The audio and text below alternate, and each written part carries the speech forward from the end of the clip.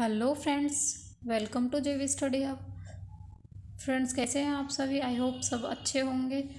तो फ्रेंड्स, आज हम आए हैं फिर से एक नई वीडियो के साथ में।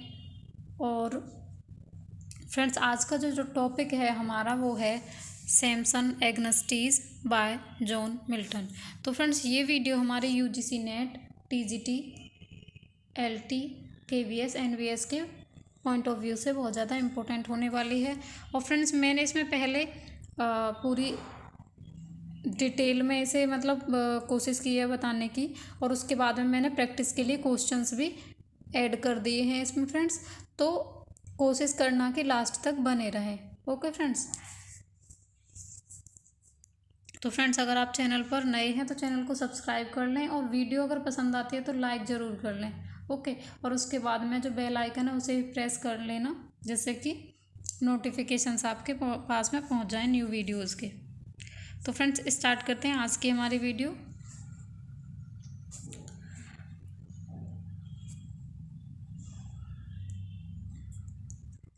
Samson Agnostis title is taken from Greek word Samson the Champion, is a tragic closet drama by John Milton. It appeared with the publication of Milton's Paradise Regained in 1671. As the title page of the volume states, Paradise Regained, a poem in 4 books, to which is added Samson Agonist. तो friends, Samson एग्नस्टीज क्या है friends? ये title कहाँ से लिया गया है? ये जो वर्ड है हमारा सैमसन एग्नस्टीज फ्रेंड्स, ये ग्रीक वर्ड है, और मिल्टन जी ने लिया है इसे। और फ्रेंड्स, इसका जो मीन्स है इंग्लिश में क्या है? सैमसन द चैम्पियन, सैमसन विजेता, is a tragic closet drama. Friend, ये ड्रामा है, और कौन सा? Closet drama.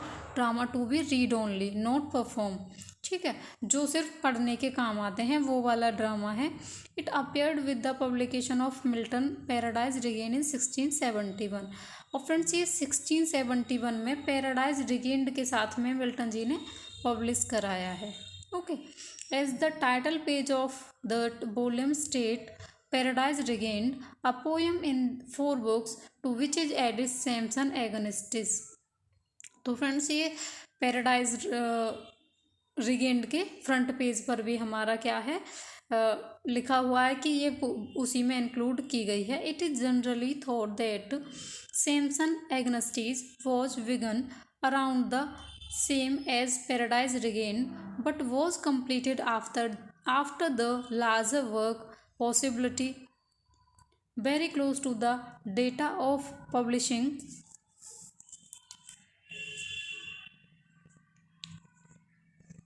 But there is no certainty. Friends, it is generally thought, मतलब सामान्यतः ये जाना जाता है कि सैमसन एगोनिस्ट जो है वो कब स्टार्ट हुआ था? Around the same time as Paradise Regained, क्योंकि साथ साथ पब्लिश हुए, तो इसलिए कुछ लोगों का मानना है कि ये पैराडाइज रिगेंड के साथ साथ ही लिखा गया होगा। But completed after the larger work, possibility very close to the date of publishing, but there is no certainty. लेकिन फ्रेंड्स, इसकी कोई सर्टेनिटी नहीं है, कोई निश्चित कोई ऐसा वो नहीं मिलता है प्रूफ कि हाँ जी ये इसी के साथ में हमारा लिखा गया है। Okay friends.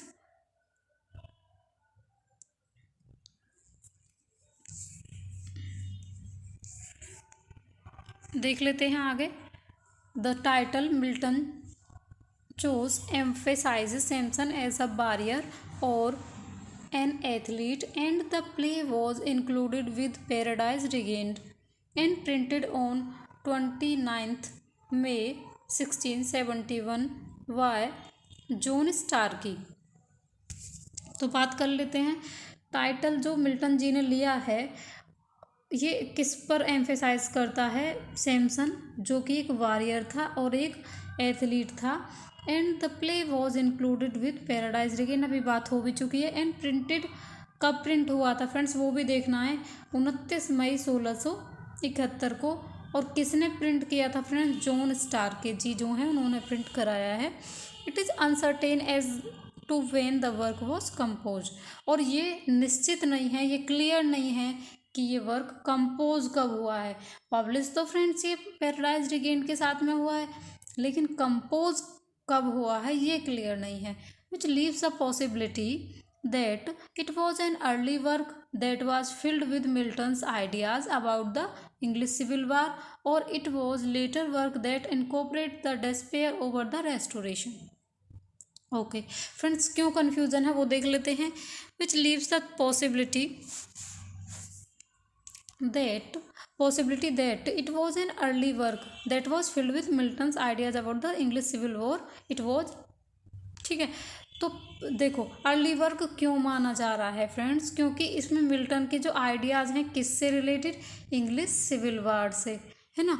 तो वो तो स्टार्टिंग में था, सिविल वार तो स्टार्टिंग के वर्क्स में आया है फ्रेंड्स मिल्टन जी के, है ना। अगर लेटर वर्क की बात करें तो it incorporate his despair over the restoration.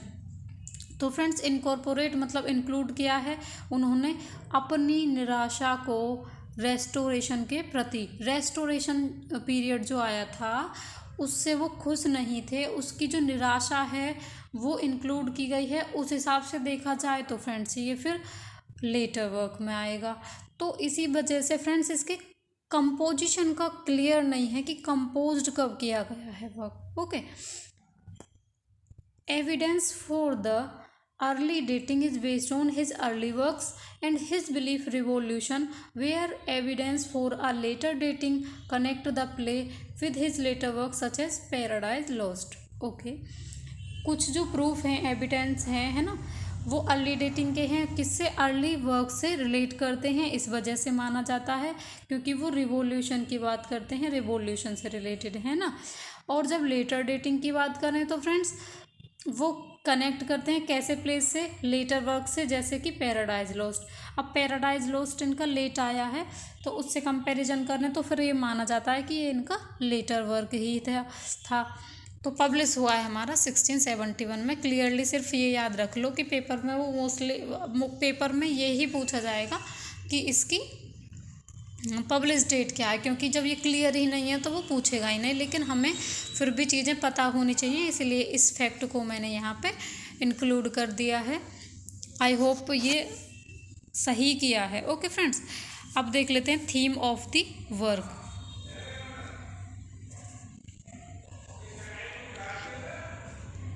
तो फ्रेंड्स थीम क्या क्या थी, the central theme is redemptive suffering.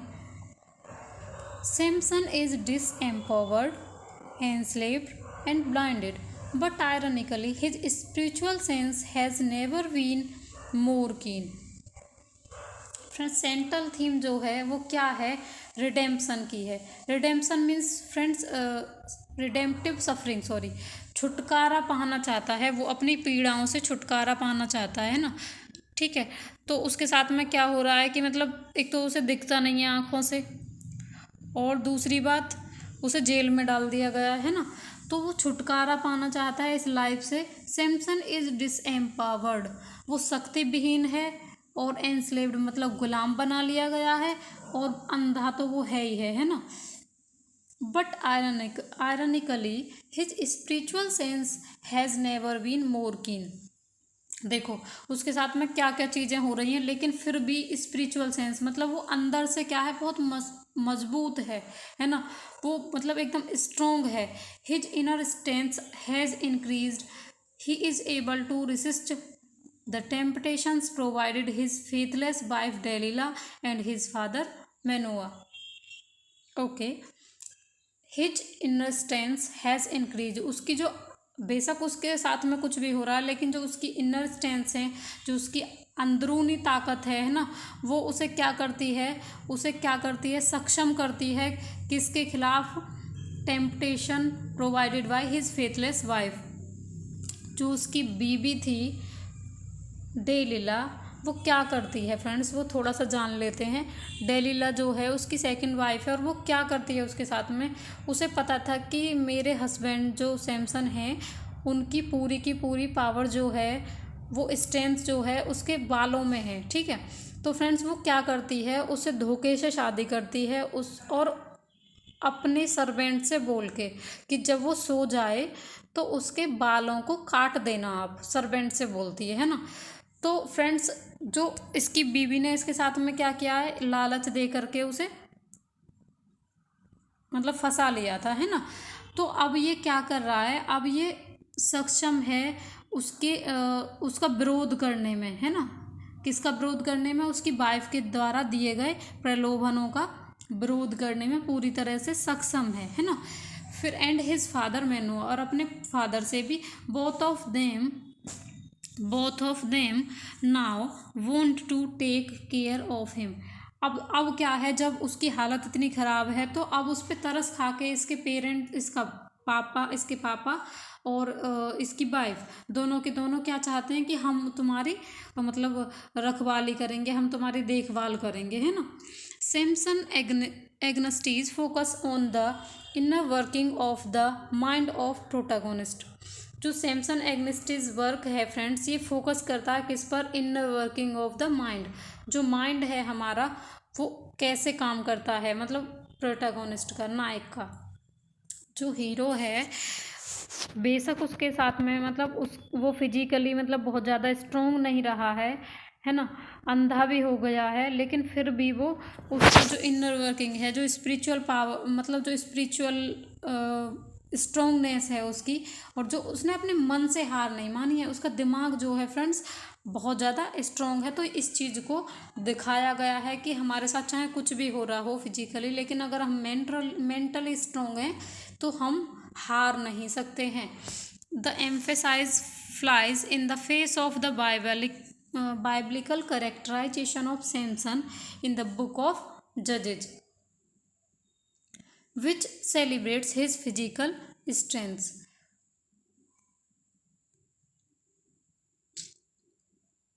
तो फ्रेंड्स बात करते हैं क्या, ये this emphasise flies in the face of biblical characterisation. तो फ्रेंड्स जो कैरेक्टर है सैमसन, ये बुक ऑफ जजेज से लिया गया है ना, बुक ऑफ जजेज से। और उसमें क्या है, जो सैमसन नाम का कैरेक्टर है बुक ऑफ जजेज में, बाइबल की बुक है, बाइबल बुक पार्ट है बुक ऑफ जजेज। इसमें ये क्या करता है, अपनी जो फिजिकल स्ट्रेंथ है, अपनी जो ताकत हैं उनको, उन पे क्या करता है, अपने आप पे मतलब खुश होता है कि मुझ में इतनी ताकत है ना, मानता है अपनी मतलब जो मैं मतलब कि मैं इतना स्ट्रोंग हूँ, तो वो अपने आप को बहुत ज़्यादा फिजिकली क्या मानता है, स्ट्रोंग मानता है, जो सैमसन कैरेक्टर है बुक ऑफ जजेज में। तो मतलब कहीं ना कहीं ये कह सकते हैं कि मिल्टन जी ने यहाँ से इस कैरेक्टर को मतलब उठाया है और इससे इन्फ्लुएंस्ड हुए हैं कहीं ना कहीं बाइबल के कैरेक्टर से। ओके फ्रेंड्स, फिर बात कर लेते हैं characters of the play Samson agonist. Characters की बात कर लेते हैं, और पहला कैरेक्टर फ्रेंड्स हमने कौन ले लिया है, सैमसन एग्नस्टीज। तो friends he is the central character of the play. He is based on the biblical Samson from the book of जजेज in Old Testament. God endowed Samson with unparalleled strength that allowed him to perform many famous feats. Friends, central character है हमारा सैमसन इस play का, और वह किस पर है, बाइबलिकल सैमसन। अभी बात हुई थी ना कि सैमसन जो है वो कहाँ से लिया गया है, बुक ऑफ जजेज है और ओल्ड टेस्टामेंट का एक पार्ट है ना। God endowed Samson with unparalleled strength.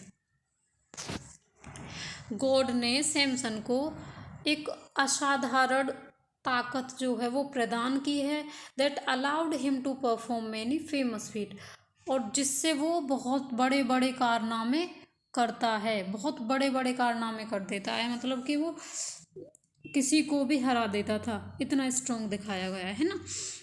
Samson married Delilah, a Philistine woman who betrayed by ordering a servant to cut his hair while he was sleeping. The play takes place after Samson has lost his strength and has been captured by the Philistines and put into a prison at Gaza. Samson शादी करता है Delilah से, जो कि एक Philistine women है, और who betrayed him, जो उसे धोखा देती है, by ordering a servant to cut his hair while he was sleeping. और वो क्या करती है कि मतलब एक नौकर को ऑर्डर दे देती है कि उसके बालों को काट दिया जाए जबकि वो सो रहा हो। The play takes place after Samson has lost his strength. और जो प्ले है वो कब स्टार्ट होता है फ्रेंड, जब वो अपनी ताकत खो चुका होता है सैमसन, है ना। And has been captured by the Philistine and put into the prison of Gaza. और वो कैप्चर्ड कर लिया जाता है किसके द्वारा, फिलिस्टाइंस के द्वारा, और जेल में उसे डाल दिया गया है, गाजा की जेल में उसे डाल दिया गया है। ओके फ्रेंड्स, फिर बात करते हैं। As Samson sits in prison blind, he admits his own fault for trusting Delilah and contemplates taking his own life. जैसे कि सैमसन जेल में बैठा हुआ है, अंधा हो गया है बेचारा, और फिर क्या करता है, वह अपना फॉल्ट स्वीकार करता है, अपना दोष मानता है कि उसने क्यों ट्रस्ट किया डेलीला पर। एंड कंप्लेंटेस विचार करता है टेकिंग हिज ओन लाइफ, और वो क्या सोचता है कि यार मैं सुसाइड ही कर लूँ ऐसी लाइफ से। तो मतलब उसे इतना दुख होता है, सबसे ज़्यादा दुख उसे इस बात का है कि उसने डेलीला से शादी की थी अपनी मनपसंद लड़की से, और उसने ही उसे धोखा दे दिया। ठीक है। Eventually, Samson gets revenge on the Philistines by destroying their amphitheater and killing them all, along with himself in the process. Okay तो फ्रेंड्स फिर क्या होता है, सैमसन गेट्स रिवेंज, सैमसन उन लोगों से बदला लेता है ऑन द फिलिस्टाइन, कहाँ पर, फिलिस्टाइन में, by destroying their amphitheatre, जो उनका मतलब एम्फी थिएटर था एक फ्रेंड्स, उन्होंने थिएटर बना रखा था, है ना, अखाड़ा, और उन सभी को, फिलिस्टाइंस लोगों को जो वहाँ पे थे सभी को मार देता है along with himself in the process. और फिर लास्ट में क्या होता है फ्रेंड्स, उन्हें मारते मारते वो खुद भी मर जाता है, लेकिन वो कभी अपनी हार नहीं मानता, अकेला आदमी सभी से लड़ने में सक्षम रहता है। Next character is Manoah. तो friends Manoah is a Samson's father who came to visit him in prison. Manoah is a loving and loyal father, suggested that God was too harsh in his punishment of Samson. मेनुआ जो है वो सैमसन का father है, and वो आता है jail में उससे मिलने। वो एक लॉयल और लवलिंग फादर है, और वह गॉड के इस हार्स, मतलब God is too harsh in the punishment of Samson.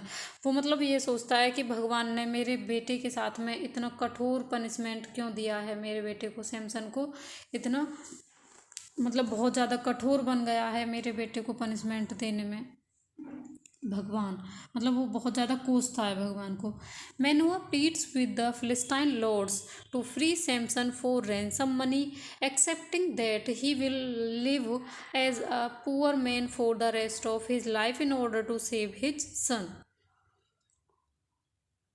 Friends Manoah जो है वो प्लीड्स, रिक्वेस्ट करता है फिलिस्टाइन लॉर्ड से, जो मतलब वहाँ के मालिक थे, कि भाई मेरे बच्चे को फ्री, सैमसन मेरे बच्चे को छोड़ दो, उसके लिए चाहे आप रैंसम मतलब कि जो रिश्वत लेनी है वो ले लो, और मैं ये मानता हूँ कि अगर आप छोड़ दोगे मेरे बच्चे को तो मैं ज़िंदगी भर एक गरीब आदमी की तरह रह लूँगा, बस मेरे बच्चे को बचा दीजिए।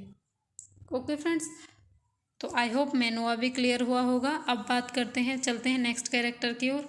Next character is Delilah. तो फ्रेंड्स डेलीला की बात कर लेते हैं। डेलीला क्या है, Delilah is Samson's wife, second wife. Friends देखो यहाँ पे एक चीज़ और बता देती हूँ कि डेलीला जो है ये सेकंड वाइफ है, और फ्रेंड्स पहली जो वाइफ थी उसकी वो भी फिलिस्टाइन ही थी, लेकिन इस प्ले में उसे ज़्यादा मतलब डिस्कस नहीं किया गया है, लेकिन बस इतना बताया गया है कि जो पहली वाइफ थी वो भी इसकी फिलिस्टाइन ही वाइफ थी, है ना। अब फिलिस्टाइंस से ही इसने दूसरी बार गलती कर दी शादी करके। She is a Philistine woman who betrayed Samson by ordering a servant to cut his hair while he slept. Delilah appears in the prison where Samson is confined in order to ask for Samson's forgiveness, saying that she simply loved him too much but to let him be free. Okay.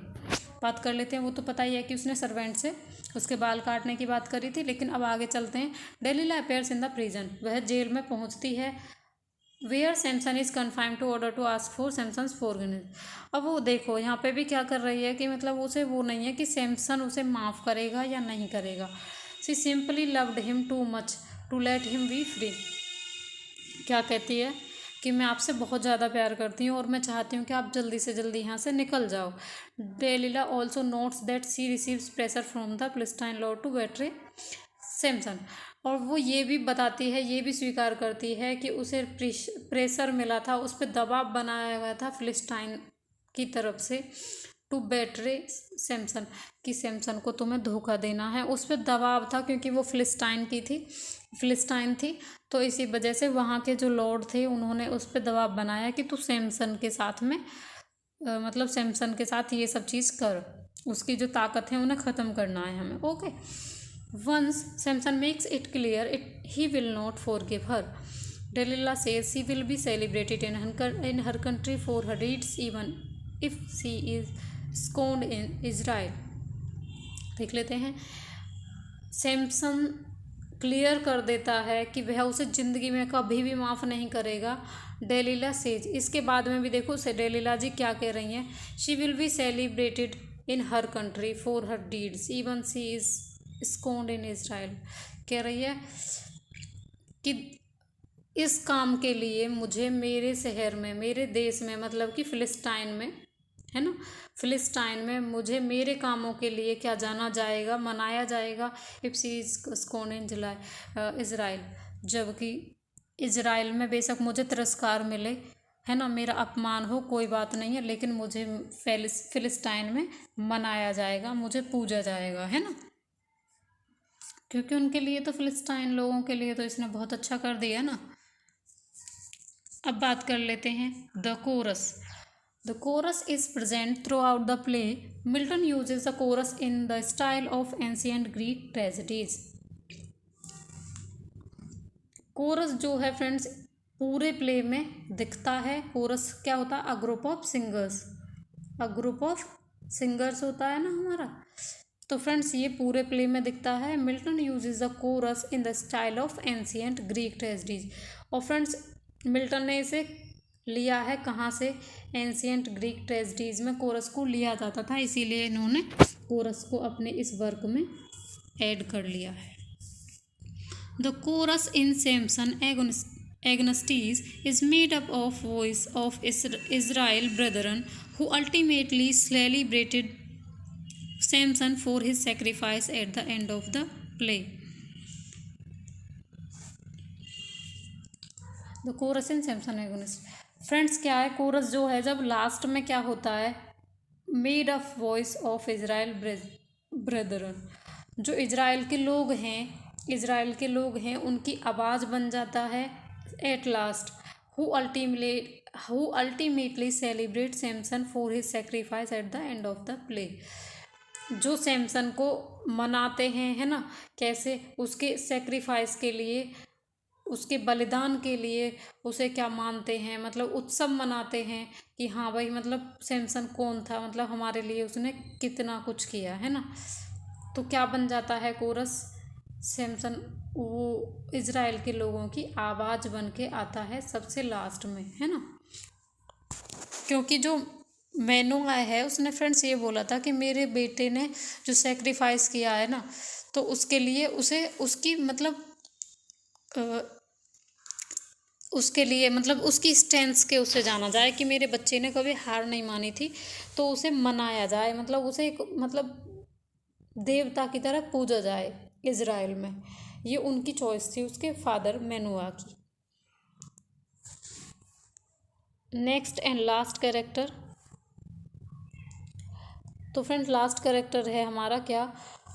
हरफा। Harapha is a giant who comes to see Samson and compare himself to him because he has heard of Samson's enormous feats of strength.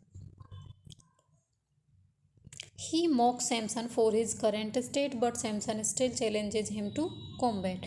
Okay, Harapha कौन है friends? एक giant है। Giant मतलब कि कह सकते हैं कि विशालकाय शरीर वाला, है ना। हु कम्स टू सी सैमसन, वो सैमसन को देखने आता है और अपनी तुलना करता है उससे, हिमसेल्फ टू हिम, अपने आप को देख, तू कहाँ है, मैं कहाँ हूँ, है ना, ऐसे करके उसे उकसाता है। Because he has heard of Samson enormous feats of strength, और उसने, क्योंकि उसने सुन रखा था कि उसने बहुत एनॉर्मस फीट्स मतलब बड़े बड़े कारनामे कर रखे हैं ऑफ स्ट्रेंथ, उसने बहुत बहुत बड़े बड़े योद्धाओं को हरा दिया है, वो मतलब बहुत मजबूत है, ऐसे करके उसने सुन रखा था। He mock Samson for his current state, वो उसका मजाक उड़ाता है कि आज तेरी क्या हालत है और मैं क्या हूँ। But Samson still challenges him to combat, लेकिन सैमसन जो है वो हार नहीं मानता और अब भी उसे क्या करता है, चैलेंज करता है ना, कि चलो ठीक है, लड़ाई कर ली जाए, मैं युद्ध करने के लिए तैयार हूँ, मैं लड़ने के लिए तैयार हूँ। ओके फ्रेंड्स, आई होप यहाँ तक सब कुछ क्लियर होगा। अब फ्रेंड्स, अब हो गई, अब इसकी हम प्रैक्टिस कर लेते हैं, थोड़े से क्वेश्चंस को रख दिया है मैंने इसमें, जैसे कि हम देखेंगे कि हमने जो अभी पढ़ा है उसमें से हम कितना परफॉर्म कर पाते हैं। ओके फ्रेंड्स, तो पहला क्वेश्चन है हमारा, yet beauty though injurious hath strange power lines are from. तो फ्रेंड्स, ये लाइंस कहाँ से ली गई हैं? पैराडाइज लोस्ट से, टू द कुकू से, सैमसन एगोनिस्ट से, या पैराडाइज रिगेंड से। तो फ्रेंड्स, ये लाइंस ली गई हैं सैमसन एगनिस्ट से। Now come to the next question, his servant he with new acquist of true experience lines are from. Samson Agonistes, on his blindness, to the cuckoo, Paradise Lost. तो friends, इसका भी answer A है, Samson agonist. इन्हें include कर दिया, कई बार पूछी जा सकती हैं एग्जाम में, तो इस वजह से मैंने इन लाइंस को ऐड कर दिया है। Samson Agonistes is said to be classical in form but in its theme, outlook and temper it is Hellas, Renaissance, Hebraic, none of these. तो फ्रेंड्स, इसका जो करेक्ट आंसर है फ्रेंड्स, वो है हर्विक। The name of Milton is became the mark not of biography nor of a theme but of a style the most distinguished in our poetry. Whose statement is this? कौन कहता है कि the name of Milton is become the mark not of biography not of a theme but of a style the most distinguish in our poetry? किसका statement है friends? Raleigh, Dobree, Shakespeare या W J Long? तो friends, ये है हमारा Raleigh ji का। Okay, now come to the next question, tax not divine disposal, wisest man have erred the and wed women been deceived. Who utters these lines? कौन कहता है tax not divine disposal, wisest men have erred the bad women been deceived? Samson in Samson Agonistes, chorus in Samson Agonistes, Delilah in Samson Agonistes, none of these. Delilah तो कहेगी नहीं, क्योंकि लड़कियों की बात हो ही रही है कि कैसी लड़कियां धोखा देती हैं, तो ये तो कट ही जाएगा।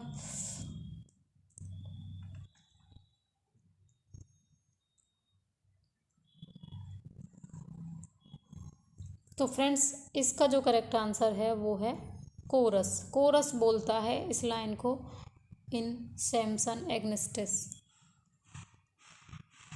Now come to the next question, Samson Agonistes was published in which year? तो फ्रेंड्स, पब्लिश का तो हमें पता चली गया, 1671 में आया था, पैराडाइज रिगेंड के साथ में, है ना, पैराडाइज रिगेंड के साथ में पब्लिश हुआ है, बुक इन 4 वॉल्यूम्स, है ना। अब बात कर रहे थे question number, next question number is 7, Samson Agonistes is a. Samson Agonistes क्या है? एक पोइट्री है, फिक्शन है, ड्रामा है, नन ऑफ दीज। तो फ्रेंड्स, ये ड्रामा है, और ड्रामा भी कौन सा ड्रामा है? Closet drama, only reading purpose, है ना। रीडिंग के पर्पज से बनाया जाता है वो वाला ड्रामा है, not to perform. Samson Agonistes is a closet drama. Now come to the next question. Samson Agonist was appeared with the publication of Milton's Paradise Regained as the title page of that volume states Paradise Regained dash dash dash which is added in Samson Agonist। तो friends जो title page है वहाँ पे क्या लिखा हुआ था, that volume state Paradise Regained, इसके बाद में which is added in Samson Agonistes, a poem in 3 books, a play in 4 books, a poem in 4 books, none of these. तो फ्रेंड्स इस पे टाइटल पे लिखा हुआ था a poem in 4 books, Paradise Regained a poem in 4 books। Okay, now come to the next question. Samson Agonist focuses only on dash dash dash the day of Samson's life। जो Samson agonist जो play है friends, ये कौन से दिन पर focus करता है, पूरा का पूरा ये किस दिन पर फोकस करता है, सैमसन की लाइफ के पहले दिन पर जब उसने शादी की होगी, तो sorry the first second day, the first day, the last day, every day is life. उसकी ज़िंदगी की हर एक दिन को दिखाता है ये वर्क, या लास्ट डे को दिखाता है, या पहले दिन को, या सेकंड डे को। तो फ्रेंड्स इसका जो करेक्ट आंसर है वो है द लास्ट डे, क्योंकि फ्रेंड्स इसी दिन इसने फिलिस्टाइन वालों को हराया है। पूरा का पूरा फोकस जो है उसकी कॉम्बैट पर है ना, कि मतलब वो अंधा होने के बावजूद भी उसके शरीर में ताकत नहीं थी, फिर भी उसने मतलब मेंटली स्ट्रांग होने की वजह से इतने सारे लोगों को हरा दिया, मार दिया, जान से मार दिया। मेनुआ इज द ऑफ एंटोनो सैमसन एगोनिस्ट। मेनुआ कौन है, father, wife, friend, soldier. Father है फ्रेंड्स मेनुआ इसका। Delilah is the wife of Samson Agonistes. 5th wife थी, 3rd वाइफ थी, 2nd वाइफ थी, 6th वाइफ थी। तो फ्रेंड ये तो आपको पता ही है कि 2nd वाइफ थी, पहली वाली जो थी वो भी फिलिस्टाइन की थी, लेकिन ये दूसरी बीवी है। Question number 12, a giant in the Samson Agonistes is. Dagon, giant का नाम क्या है ये पूछा गया। डेगन, मेनुआ, हरफा, कोरस। मेनुआ नहीं है, फादर है वो, तो कोरस भी ग्रुप ऑफ सिंगर्स है, डेगन भी नहीं है। तो फ्रेंड्स इसका जो करेक्ट आंसर है वो हो जाएगा यहाँ पे हरफा। हरफा जो है फ्रेंड्स वो सैमसन एगनिस्ट में एक जॉइंट का काम करता है, ठीक है। आई होप फ्रेंड्स आपको वीडियो अच्छी लगी होगी, क्वेश्चंस भी समझ में आ गए होंगे जो हमने प्रैक्टिस की है। तो फ्रेंड्स अगर वीडियो पसंद आए तो वीडियो को लाइक ज़रूर कर लें, और अगर चैनल आपने अभी तक सब्सक्राइब नहीं किया तो प्लीज़ सब्सक्राइब कर लें। Thanks for watching this video.